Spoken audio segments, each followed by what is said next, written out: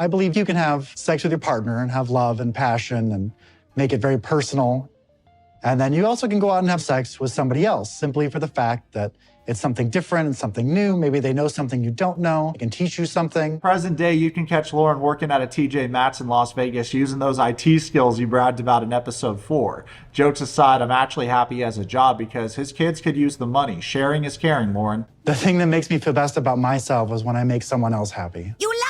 Episode 5 opens up with Loren telling the audience if he kissed Faith, she could get gonorrhea, so it's a good thing he hasn't smooched her yet. So after getting the text that my friend in Las Vegas has gonorrhea, and the fact that I've been having gunk spew out of my penis, I'm like, well, this all makes sense now. Honestly, you guys, I wouldn't be surprised if when Loren told Faith that he has gonorrhea, he hit a Jeff Bezos laugh in her face because he's been so unserious in every episode. He gives her disappointing news with a smile on his face and says things in a joking way, but it's not a joke. It's real life. And you went over to the Philippines after already cheating on Faith. Now you want to use her to start your life over with no money and mooch. I have told Faith that I spend the night with people, so I feel like it's kind of implied that we've been having sex. But we haven't had like a real clear conversation about it. And now I really have no choice but to be completely honest with her. Loren, this isn't hell. Just because you're devil-worshipping scum doesn't mean other people are. Loren communicated to Faith he was sleeping over at a friend's house, so naturally she assumed that's all that was happening. This creepy guy hits us with a smile after spewing undisciplined wickedness. It's baffling, almost like he expects us to dab him up and say, dang, dude, I didn't realize you were chill like that. He got gonorrhea? Yeah, that's like the common cold. You got gunk coming out of your penis? That's tight. When's the next orgy with Dirty Mike and the boys, player? So Loren did some research on his phone, boop boop bop, and found out that he might be symptom free in a couple of weeks. He says to the audience that because gonorrhea has a treatment and it's curable and people get it all the time, for me it's not a big deal. It's like getting food poisoning. Thoughts, I can't make it up. He compared getting an STD from sleeping around while in a relationship with someone to getting food poisoning. And I don't know where you're at politically, but essentially he's trying to make gonorrhea normal again, right? Like that's his campaign policy. Is gonorrhea. Everybody's doing it. Just about anyone else that was a normal person would assume him hanging out with friends was innocent based on his communication. And if Faith didn't constantly communicate her desire to take things slow, Loren would have tried to kiss her already. Are you ready for more adventures and, In the Philippines. Yes. Let's go. Come on. Loren's gonna come clean with Faith in this episode, even though he's not clean himself, and tell her about the infidelity, the STD. But first, he doesn't want to ruin the date they have planned. So while Loren plans on dropping an absolute bombshell on Faith about how he's infected with gonorrhea, Faith, on the other hand, is telling the audience about how she planned a fun getaway for them in Wawa Dam, which is a very scenic place in the Philippines. Faith informs the audience that she just wants to have a normal boyfriend-girlfriend moment with her dude. It's heartbreaking to watch Faith continuously communicate to the audience that this is her first relationship because this experience might scar her for life. If her way is monogamy, are you going to be okay with that?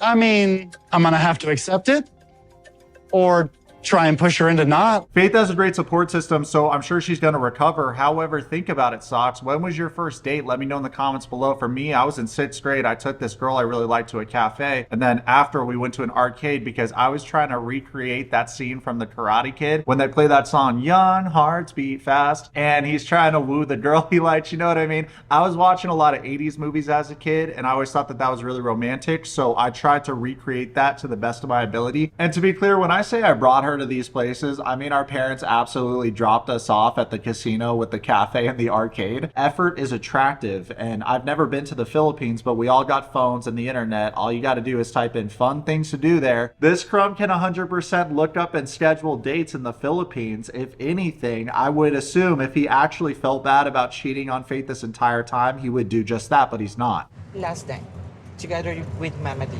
Yeah. You say that you're planning to stay in the Philippines. Yeah, forever. Loren's such a scaven rat. He didn't bring her any gifts except an STD and bad news. This dude doesn't put any thought or consideration into his relationships. He just shows up as dead weight and expects someone to put him on scholarship. There's an idea where I don't just go home. I just stay here somehow. Remember when I bought you a towel and a dress for a couple bucks? Well, now it's implied you need to take care of me in the Philippines. What do you say to my makeup today? Yum yum. Yes, you look good. Bathing suit? I don't have. Oh, okay. Naked? Notice how he just says bathing suit and not did you bring a bathing suit? Face English is arguably the best we've seen from a cast member from the Philippines. So every time he doesn't speak to her properly, I feel like powering up, you know? Like I feel like I'm a Super Saiyan, especially when they got those big ass veins in their neck and their heads. Just a t-shirt, a short. I'm not sexy to do that. Come on. You never won. In my last video, I brought up how Loren has been really pushy about seeing Faith in a bathing suit. Meanwhile, Faith just wants to wear shirts and shorts because she's more comfortable with that. Loren is saying things like, Faith is the sexiest girl. It's not because he genuinely believes that. If he did, he wouldn't be cheating on her all the time. Loren's just saying that because he wants Faith to be more comfortable showing more skin in the water because that would bring him pleasure. Because if you're going to stay here, you must also remember, I want to get to know each other. Then we are. Yeah. We take slow. I have been called bad before. Many have said I do things that are not correct to do. I don't believe in such talk as this. I am nice man with happy feelings. We take slow, you lady boy. I like lady boy. Guys, the made-up accent is getting worse. It's so frustrating to watch. This is our first meet, a foreign, foreigner. I feel sometimes, is this you? Is this the real you? So far, I do okay. It's just baffling that he doesn't realize the bullshit that's coming out of his mouth. Looking good, right? Yes. Go down right here. Anyways, Faith and Loren arrive at the Wawa Dam, and the scenery is just breathtaking until Loren's creepy body enters our field of vision. Loren's taking photos of Faith and saying things like, I hope we keep building our chemistry today before having a fun conversation about STDs and monogamy. And I know what you're thinking, ew, replace monogamy with he's been cheating on her this entire time. Also, I doubt it's going to be a fun conversation.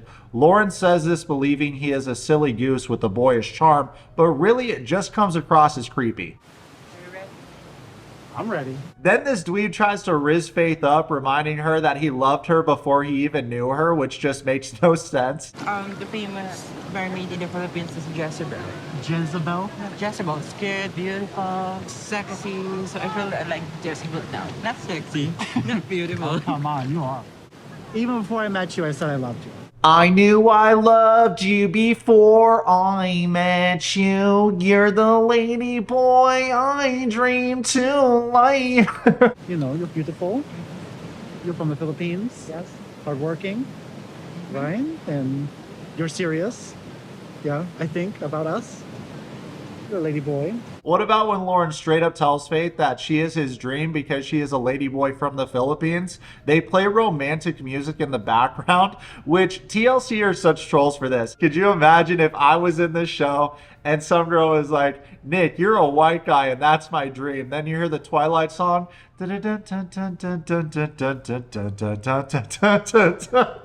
It's my dream to marry someone just like you. So not you, just a lady boy from the Philippines. Wow, you sure know how to make someone not feel special, dude. Thanks a lot. I don't know if y'all have seen the movie Willow, but there's a part of the movie where Mad Mardigan told Saoirse that her touch was worth 100,000 deaths when she threatened to kill him, which, how do you not fold, right? You feel me? Like, that would be so understandable. Meanwhile, you got loose lip Loren saying all the wrong things and Faith is big gushing. And what's going through my mind is, what the f?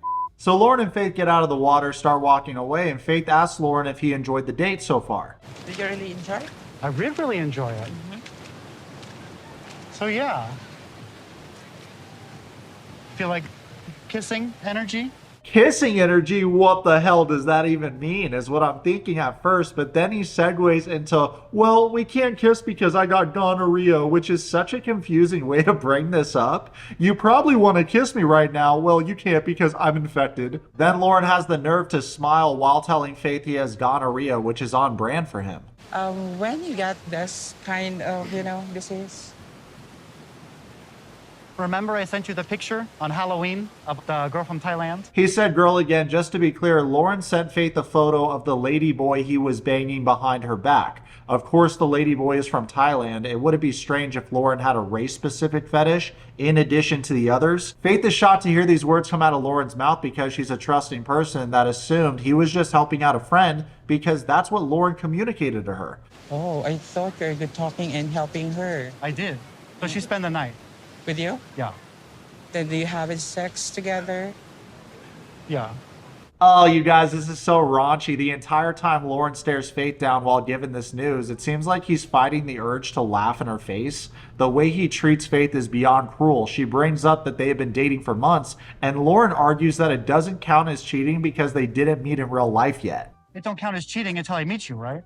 Yeah. It's still cheating. You think so? Because we are talking about you go here to meet. The brain rot is over 9,000. This is such a stupid point to make. Loren's obviously trying to weasel his way out of taking accountability. Regardless of the distance, he made Faith his girlfriend, then chose to cheat this entire time. Loren then spends a couple minutes trying to gaslight Faith into believing what he did wasn't cheating, which doesn't work. Faith tells the audience that she assumed he was just crashing at friends' houses. He never told her he was having sex with his friends. That's called friends with benefits, Mr. Low IQ Loren, using the wrong words all the time. This makes me shocked. I know. But it's treatable. You get one shot, it's over. Oh, you don't need multiple shots. Why didn't you lead with that? It's like it never happened, huh? He's so dumb. So back to Manila? Yeah. For me, it was just meaningless sex. But I don't think Faith fully understood that I was sleeping with other people. So I do kind of feel guilty about what I did. Oh, you guys, I'm getting brain damage right now watching Loren. I got a lot more to say about him, but I'll save it for tomorrow's video. Hopefully Faith breaks up with him because this is probably the worst dude on 90 Day Fiancé we've ever reviewed together, except for nipple tats.